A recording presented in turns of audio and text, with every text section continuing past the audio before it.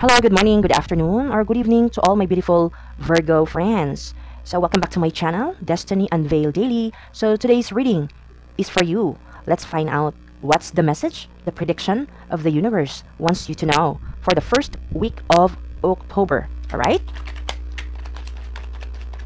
Actually, na-shuffle ko na guys ha. You have the Queen of Swords.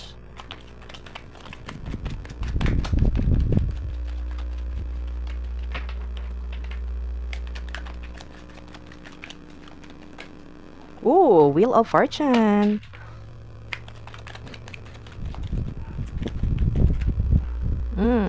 The Six of Swords.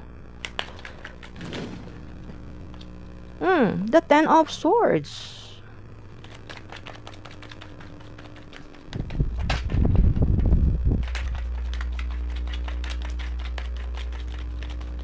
Virgo. Oh, great. Six of Wands. Universe, spirits, what's this message for you? What's the message for Virgo, my friends, for the first week of October? More message for Virgo, please. Prediction for my beautiful Virgo.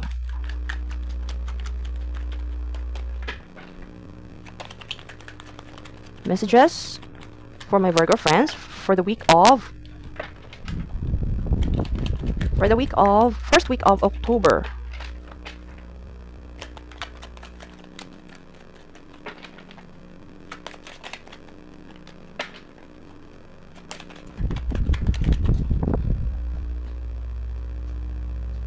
There's Eight of Cups.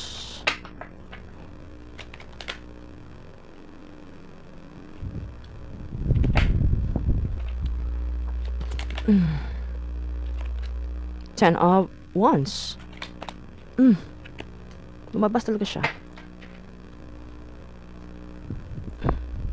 Yan lang. Yan lang, no? Oh, 10-10 ha. Yan lang. Gano'n na lang. Chariot. Ooh, nice.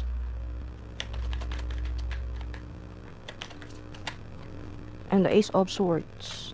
Daming swords. Daming wands. Alright, Virgo. This is your spread. So, let's start to read your card. What's the message for the universe? From the universe for the first week of October. So, you have the Queen of Swords. Okay? So, it means na this is a clarity. May clarity na sa iyong sitwasyon. Okay? So, malinaw ang iyong pag-iisip. Malinaw na yung plano mo. Pagiging tapat sa iyong mga plano. At direct. Okay? So, siguro, some of the Virgo here is nagdidesisyon tungkol sa isang plano. May plano si Virgo, parang matibay at walang paligoy-ligoy. Malinaw pa sa tubig ang plano ni Virgo. Okay? And the next, you have the Wheel of Fortune. Malinaw ang plano mo to change the cycle of your life. Okay? Wheel of Fortune, isang pagbabago ng iyong kapalaran, iyong buhay. Okay? May swerte. Cycle. There's a cycle, there's a new cycle of your life na maswerte sa pera. Okay? Or, some of the Virgo may plano ka to change your destiny, to change your money situation, money matters. Okay? Na-come up sa mind mo to change your style, change your situation. Alright? Kasi this week, is may magbabago sa cycle ng buhay mo. Maswerte na ang financial mo. May bagong offer. Bagong kapalaran. New cycle begins. The next card, you have the Six of Swords. May iiwanan ka.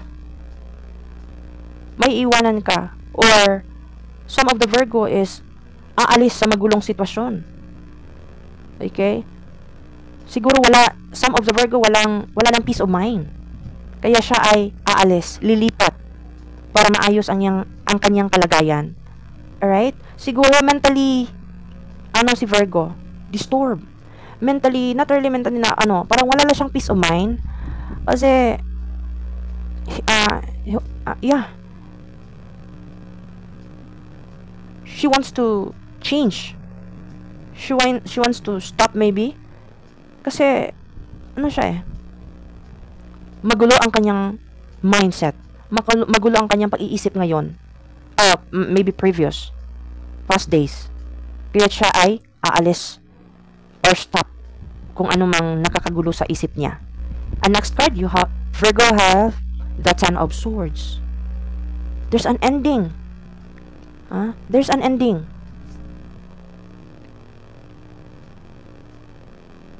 There's an ending, katapusan ng isang masilimuot, walang peace of mind na kalagayan, betrayal, surrender na si Virgo. Kasi gusto niya ng panibagong cycle sa buhay niya. Siguro, naka-realize si Virgo, no? My friends, Virgo, siguro na-realize mo na. Kailangan kong iwanan itong ganitong sitwasyon. Kailangan kong baguhin ang aking style, my mindset. Kasi burden sa buhay ko, sa katawan ko, sa isip ko, ang sitwasyon kong ito. No? You wanna change, you want to cut. Kung ano yung dahilan ng yung magulong pag-iisip. Di mo alam paano. Ang bigat sa isip, no? Kaya't may ending to have a new beginning. Okay? Siguro some of you may natanggal sa trabaho. But maybe it is a way to find a new beginning, to find a better opportunity. Maybe naman magulo, nahihirapan ka, no? Nahihirapan ka sa previous na sitwasyon mo. Previous situation mo na siguro kung trabaho man ito, mahirap for you. Di mo kaya. No? It is about a mindset. You're using your mindset. You're using your mind. Mahirap. Ang problemang ito is based siguro sa mental situation mo. Siguro nahirapan nga yung paano mo baguhin ang style na ito. Paano mo baguhin ang yung routine mo in your daily routine. Your daily mindset. Kasi gusto mo ng gusto mo ng success, gusto mo ng achievement. The Six of Wands. Okay? Gusto mo ng tapusin kung ano yung nakakagulo sa isip mo. Nagpapahirap sa isip mo. Sa mga decision, calculations. So, there is a Six of Wands. May recognition, may achievement. Okay? So, maybe you are working with that new energy. Okay? See, the Ten of Swords, pagtataksil. Kung hindi man ito pagtataksil, parang may sitwasyon ka sa buhay mo na parang nahirapan ka talaga. Siguro, paano mo yung buhay mo, siguro parang isa kayong pamilya. Pero ikaw yung masyadong nahihirapan sa situation ninyo. This is mental, you're mentally heavy. Mentally in trouble. Okay? Siguro ikaw lang yung nakakaalam.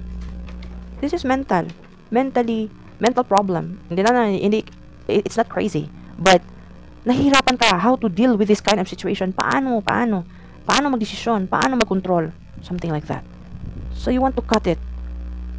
Gusto mo ng success, achievement, recognition. You want to accomplish something. Okay?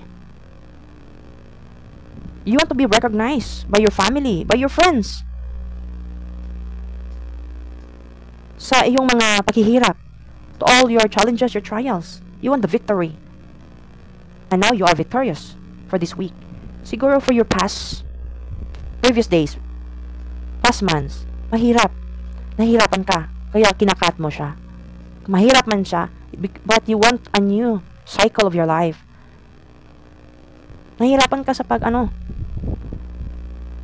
sa pagdesisyon. Paano mo ang sitwasyon mo? Something like that. Next, you have the 8 of Cups. Yun nga. It clarifying na may gusto kang alisan. You're mentally and emotionally heavy. Okay? Nahihirapan ka. Kaya umalis ka dito. May pag-aalis na hindi nagbibigay dahil sa ang sitwasyon mo ay hindi ka na masaya sa sitwasyon mo. Alright? Maybe some of the Virgo is dealing with water signs. Pisces, Scorpio, and Cancer. Parang hindi mo na kaya. You want to quit. Kung siguro may relasyon kang feeling mo hindi binavalue yung worth mo, no? You want to quit. Maybe some of you, palagi ka lang nagtrabaho, walang recognition. Maybe walang thank you man lang. Thank you for serving me. Walang recognition. Para ka lang trabaho para kang slave.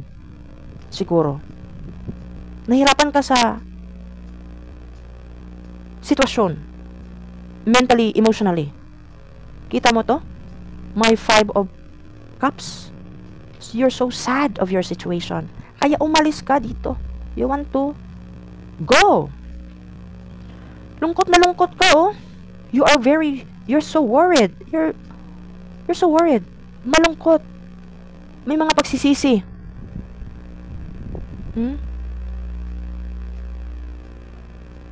Siguro may nasayang. Nasayangan ka. You feel nasayang. You feel sayang. Something like that.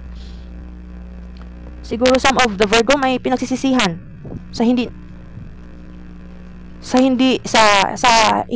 or not making or not accepting an opportunity.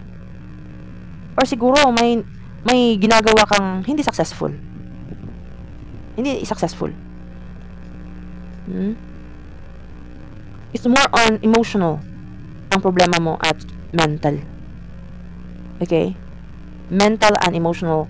You have emotional crisis here. Kasi parang, oh my God, you have 10, oh? 10 of Wands. Nahihirapan ka, parang nabibigatan ka na sa responsibilidad mo dito. No? Virgo? Parang, siguro, di by day, hindi ka na nasayahan sa sitwasyon mo. Okay? Sa sitwasyon mo. Feeling mo, pasan mo ang daigdig. Ang hirap natin. Kita mo? The 10 of Wands is under the 10 of Swords. Kita mo yon? Feeling so much burden in your back, in your shoulder. Dahil sa heavy ng pag-iisip mo. Madilim na. Hindi mo na alam paano mo solusyonan.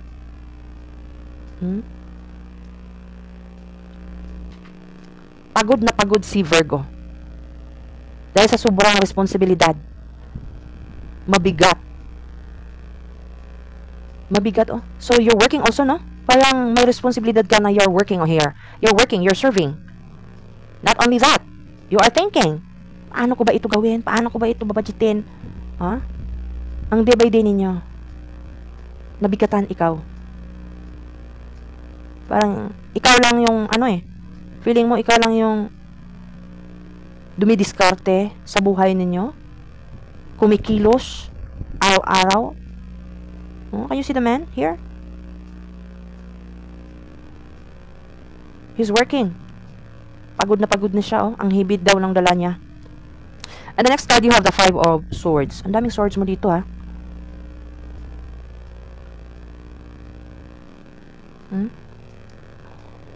You have the conflict.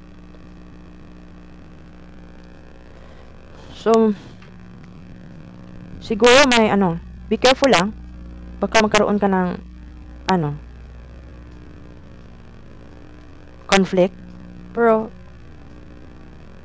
or may ka-conflict ka na palaging gusto siya yung masusunod. Siya yung mananalo sa pinag-uusapan ninyo or pag-uusap ninyo or whatever the agreement. This is agreement in, maybe it's all in conflict in kung lang sa pag-iisip. Maybe you're talking. Baka may sinabi ka na yung kausap mo, ayaw niya na ikaw yung masusunod. It's ego clashes. Ang pagkatalo sa mga arguments, may masisirang mga pagkakaibigan. Maybe they're bintahuso or hambugiro ito na tao. Okay? Be careful also, may mga naiinggit. Baka may naiinggit sa'yo dito. Or else may mag-aaway na mga, siguro, their siblings na magkaka-argue. Because they want to, parang walang magpapatalo sa kanila. Okay? Or kaya ikaw yung aalis kasi may dito, aalisan mo ang isang hambugiro na tao. Right? The next card, you have the Chariot. Determination. The control. This is so winning. Panalo sa kabila ng challenges. Victory. Chariot. Wow. This week, Virgo, you'll be victorious because you're quitting from a difficult situation. Difficult situation, mental and emotional hardship situation, kaya magiging victorious ka. And next, you have the Nine of Cups. The wish fulfillment, satisfaction, emotional contentment. Ikaw, nag-iisa ka dito. You're satisfied. Supposed to be satisfied ka naman talaga.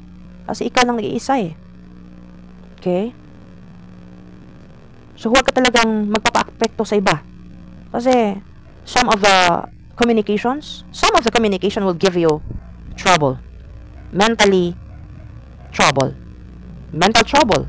Physical trouble. Okay? Siguro may ibang Virgo dito, magpupursige na matapos na ang kanyang kahirapan. Wishing na maabot niya ang financial stability. Wishing na matanggap or mabigyan ng promotion. Or wishing to have a happy family or happy relationship. And now, you have the Ace of Swords. You want the truth. The universe offer you the clarity, the new idea, okay? The new blessings. May biglaang realisasyon.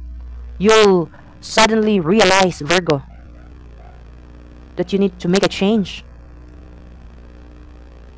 There's an ending because there's a new beginning. Virgo has a new beginning for this week of October. You're done with your difficulty and struggle in life, Virgo. Okay? You'll be started a new project, new ideas, new opportunity, or new clarity of your life. So, Virgo, ito ang mensahe ng baraha spread this week. Isang istorya na magtatapos para masimulan ang bagong simula. This is an ending of your past to start the new beginning. So, maraming sitwasyon na mahirap dito. Virgo, the Ten of Swords, the Five of Cups, the Ten of Wands. Pero dala ito sa paglaya mo to have a new direction. New direction, which is the Six of Swords. Six of Wands, rather. The Eight of Cups and the Ace of Swords. This is new. New beginning of your life for this month of October, Virgo. So, kasama nito ang iyong mga victory. The Six of Wands, the Ace of Swords, the Nine of Cups, and the Chariot. Mga tagumpay sa buhay mo this first week of October. Pero kailangan mong maging matalino, Virgo, ha? Because napakita si Queen of Swords at sa Wheel of Fortune. Okay? Kailangan mong matalino at tanggapin ng your fate or your destiny is changing. Okay? Your destiny is changing. You're starting a new beginning for this October. So, the advice of the universe, Virgo, maging matatag at malinaw sa desisyon mo. At embrace. Tanggapin mo ang mga changes, pagbabago sa buhay mo this month, at huwag kang matakot na mag-move on. You understand? At magtiwala na may darating na tagumpay. Trust the universe. That there's always a new beginning in your life. At huwag kang susuko. Alright? Huwag kang susuko. Because there is a victory. There's a new beginning that will make you victorious. So, Virgo, ang spread na ito ay nagsasabi na oras na para isara ang pinto sa mga lumang chapter. The old chapter of your life, and accept the new cycle of your new beginning. Yes, may hardship, painful experience, situation from the past, but at the end, there's always a freedom. There is victory. The Chariot. And there's a victory, katuparan ng mga wishes mo. Wishes granted. The Nine of Cups. So, stay wise. Stay smart. And be determined also. Dapat determinado ka to accept the new changes, the new beginning in your life, because victory is waiting for you this month. Alright, so Virgo, that's your reading for today, for the first week of October. And if you resonate this reading, please subscribe to my channel, like, and hit the bell notification para ma-notify ka for my next video. Thank you so much for watching, Virgo. Have a great day, and God bless you more. Bye-bye.